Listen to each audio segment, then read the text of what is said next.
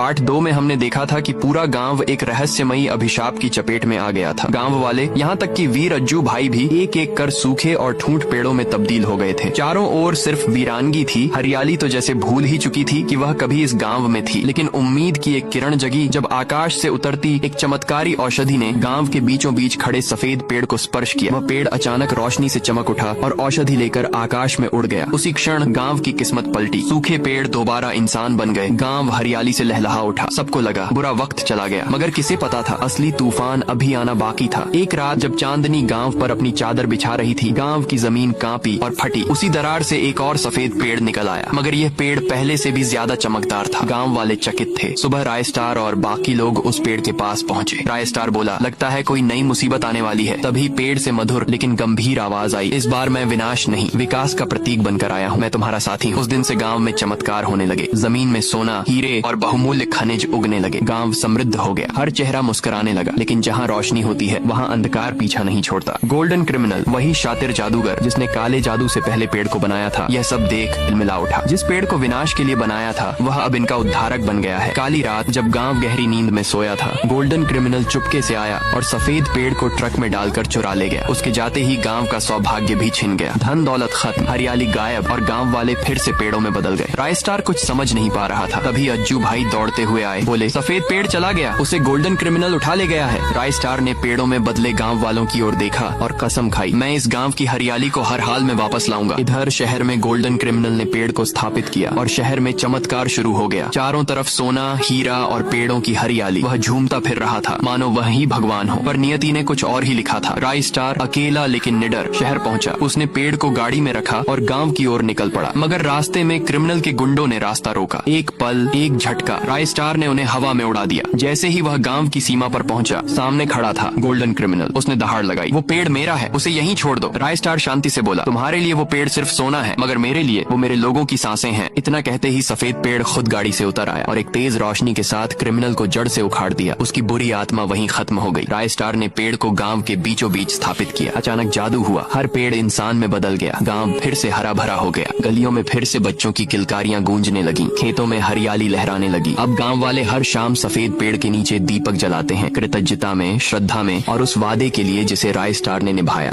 Guys, चलिए मिलते हैं अगले नेक्स्ट वीडियो में। तब तक के लिए